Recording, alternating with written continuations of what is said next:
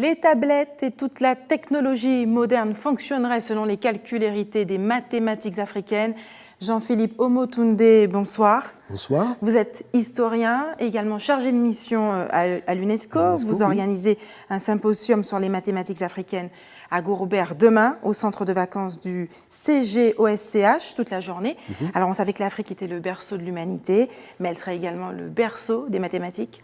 Effectivement, depuis une vingtaine d'années maintenant, les fouilles archéologiques ont révélé que l'Afrique est bel et bien le berceau des sciences mathématiques. Et vous savez qu'en Belgique, par exemple, il y a une statue de 7 mètres de haut de la première tablette de calcul de l'histoire de l'humanité qui a été trouvée au Congo RDC, voyez, et c'est l'attestation de l'invention des 4 opérations, addition, soustraction, division et multiplication. Vous m'expliquiez tout à l'heure que justement qu'il y avait un faisceau de preuves qui attestait que les mathématiques viennent d'Afrique, sont nées en Afrique. Totalement. Par exemple, si nous descendons dans la région de Blombos, en Afrique du Sud, moins 80 000 ans, naissance de la géométrie.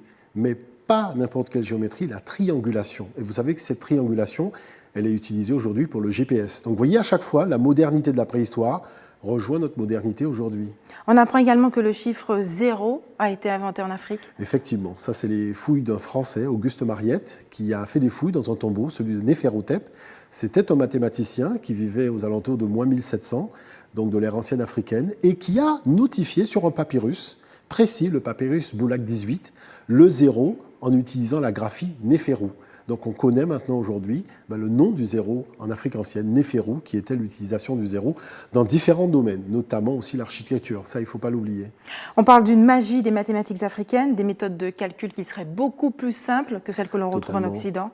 Alors, ça fait maintenant près de 6 ans que j'interviens dans des établissements scolaires, que ce soit des écoles primaires, des collèges, des lycées, même les universités. Et ce qu'il y a de particulier, c'est que voilà, c'est un engouement chaque fois qu'on met en place un atelier pédagogique.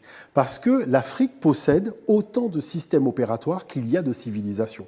Et les systèmes opératoires font preuve d'une immense créativité qui surprend beaucoup les enfants quand il s'agit de faire des calculs.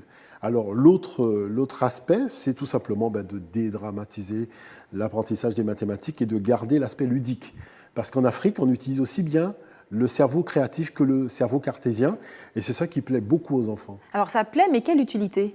Beaucoup. Vous savez, aujourd'hui, il est de notoriété, aujourd'hui, de savoir que les systèmes dits numériques, l'informatique, les 1 et les 0, utilisent le système algorithmique des calculs de l'Afrique.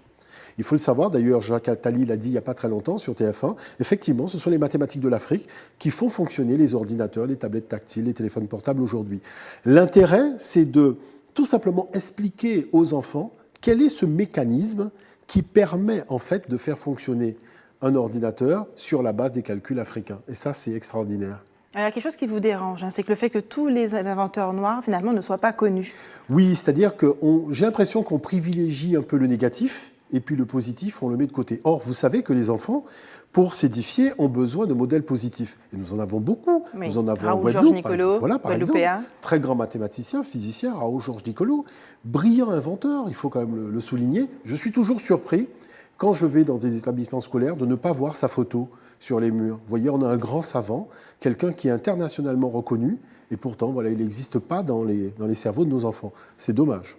On retrouve également dans l'histoire le nom d'autres inventeurs, en tout cas d'autres mathématiciens qui ne se connaissaient pas. Je pense à Thomas Fuller, un esclave qui a été déporté en Virginie alors qu'il était analphabète. Alors, vous ouvrez l'encyclopédie Larousse, des plus grands hommes de l'histoire de l'humanité, vous découvrez un mathématicien africain, mais de l'époque de l'esclavage.